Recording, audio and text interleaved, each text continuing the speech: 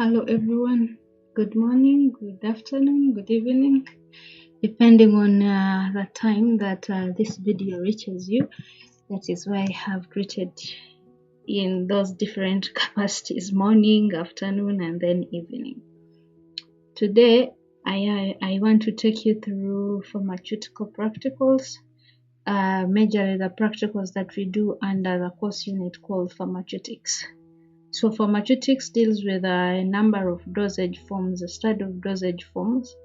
Most of the dosage forms that we look at, we have the liquid dosage form, we have the semi-solid dosage form, and then we have the solid. So under the liquid dosage form, we have solutions, we have syrups, we have linctures, we have elixirs, and then we have tinctures.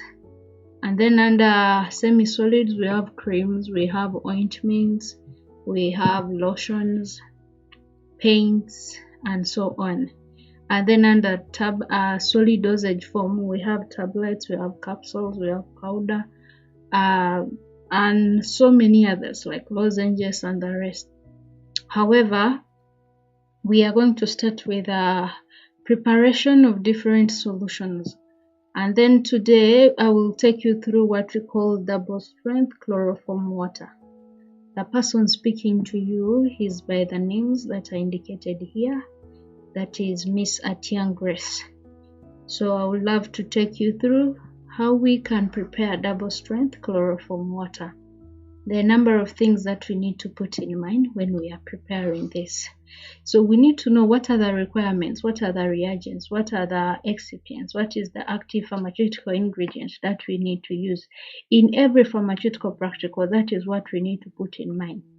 So in this specific practical, we need chloroform and then we need distilled water. So chloroform will act as our active pharmaceutical ingredient for this case, and then our distilled water will act as a vehicle or as excipients.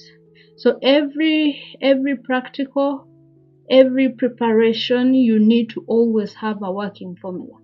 A working formula is derived from the master formula.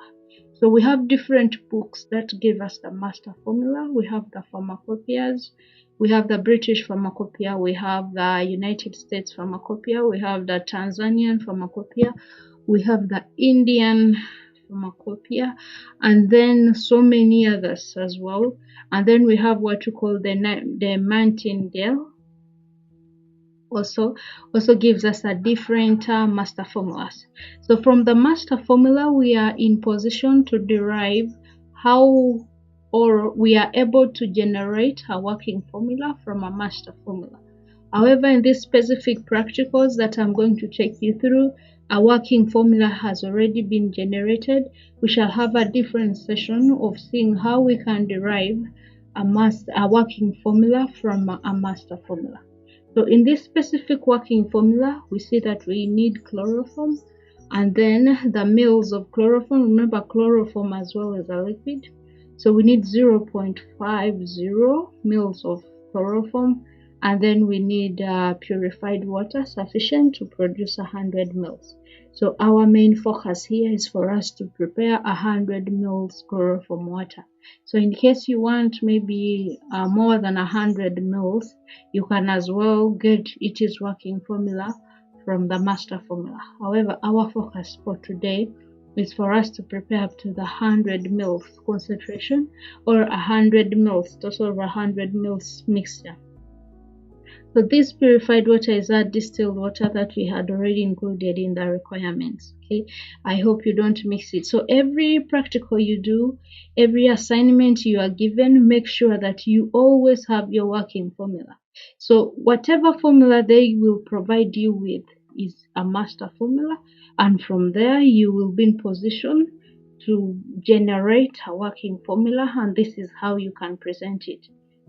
You give the different requirements with their different concentrations, either in mils or in grams. Okay, because most of the weighing scales, most of the measuring cylinders that we have, we measure in milliliters.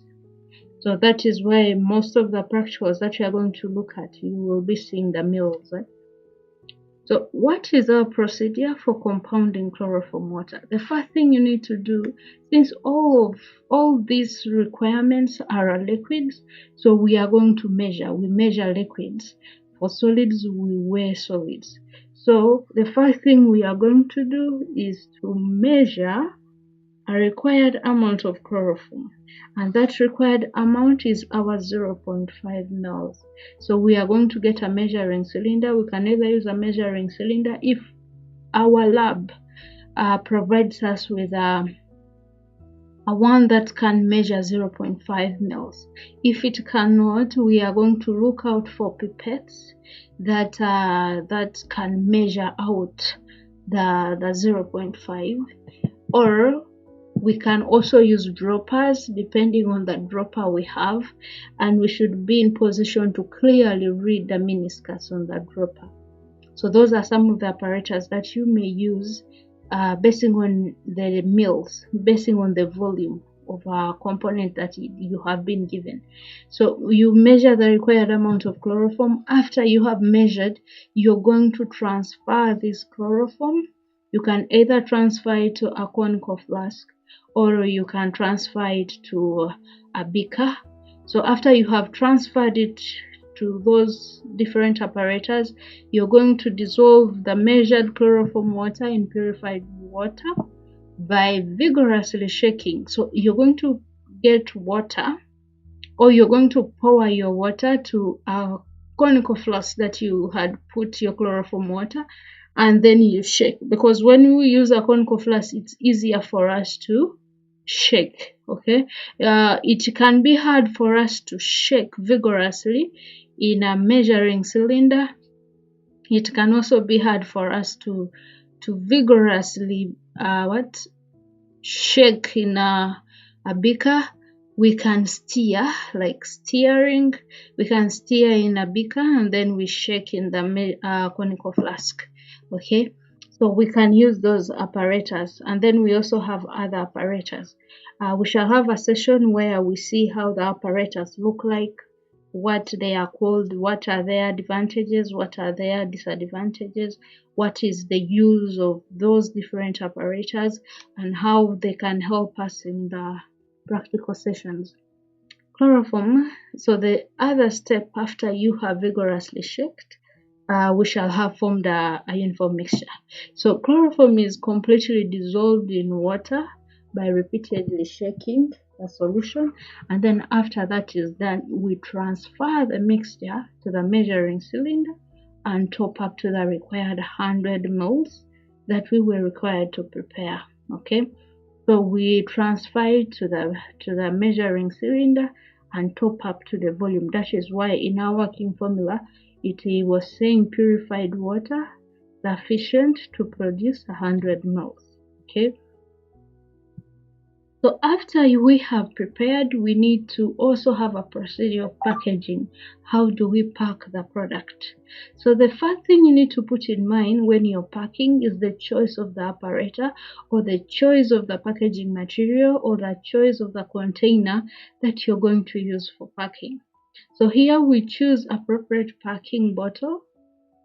In this case, amber color of a container is preferred based on the properties of chloroform water. Okay, so we prefer the amber bottle because of the different properties of chloroform water. And then when we look at we thoroughly clean. After you have chosen the right container, we are going to thoroughly clean the packaging material with clean running water and detergent. If our lab has a detergent and clean running water, we are going to clean our packaging material thoroughly, and then after we have cleaned it, we are going to what we call polish. Polish is like wiping off the water on the top of the bottle, because after you have cleaned, there will be some drops of water at the bottle or the container. In this specific case, we would prefer a bottle. That's why I'm talking much about the bottle. So thoroughly clean the packaging material and clean it with running water and detergent. After you polish your packaging material, after you have polished, or we can say wipe the packaging material with a clean cloth. After you have done that, we have what we call tearing of the packaging container to a required 100 mils volume of a product. It's like we are marking where the volume 100 mils volume should end. So what we do when we are tearing, we are going to get 100 mils measuring cylinder, and we shall measure potable water up to 100 mils. After we have measured up to 100 mils, we are going to transfer it to our packaging material. After we have transferred in our packaging material, we are going to use a marker and mark where the 100 mils ends. So that is the process we call tearing. After we have done that, we pour out the water that we have measured up to 100 mils. We pour it out from our container and make sure that we try to dry our container. And then after we have done that, we transfer the prepared chloroform water in a well-cleaned amber bottle container and close it tightly. So after we have closed, we also polish. Okay, so when we are transferring, we prefer to always use a funnel so that we avoid spillage of the product. So because of that, we make sure that we close it tightly and polish. After we have done that, we prepare a label for the product. If it is for pharmaceutical aid is we are preparing it to be used as an excipient for preparing a specific compound. So if we are using it as a pharmaceutical aid, we also pack it and label it as a pharmaceutical aid and then give instructions for that second person, informing them of what is composed in our product that we have made. Okay, so that is basically what you have to do. However, you always have to make sure that you maintain your working area clean.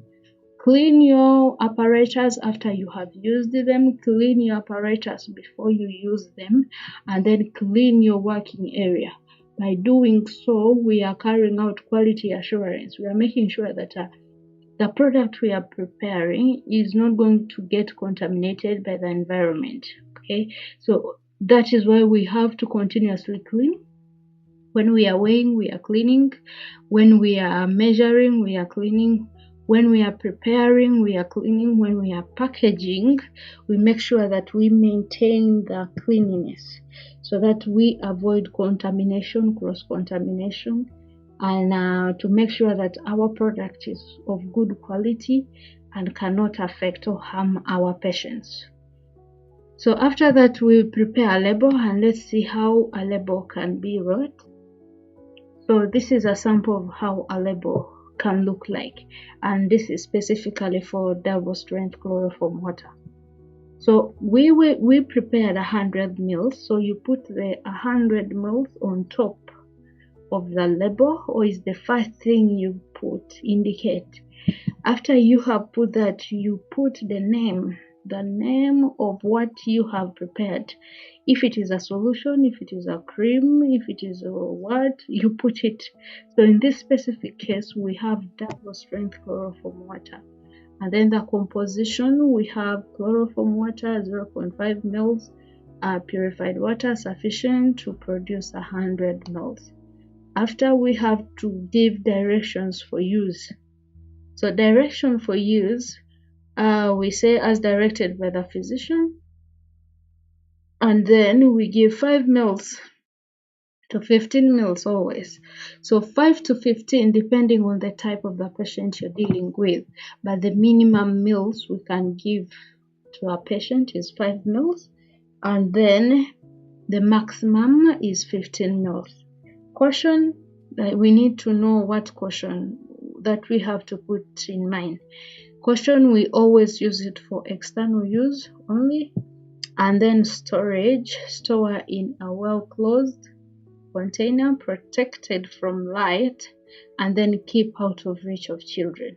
Whatever we manufacture, we have to keep it out of reach of children.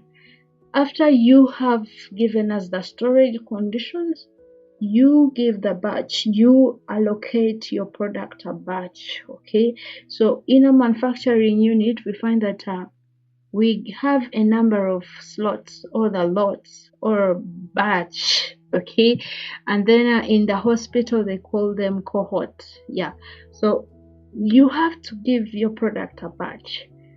When you give your product a batch, you find that in case of any quality issues in the field, maybe it is giving people issues, we shall not recall the whole of our products. We shall be in position to recall only the batch that is giving people issues in the field, that is affecting people, that is giving more side effects, that is giving adverse drug reactions. So that is why we always have to put the batch. Okay, and before we release our product on market, we have to carry out the different quality control tests.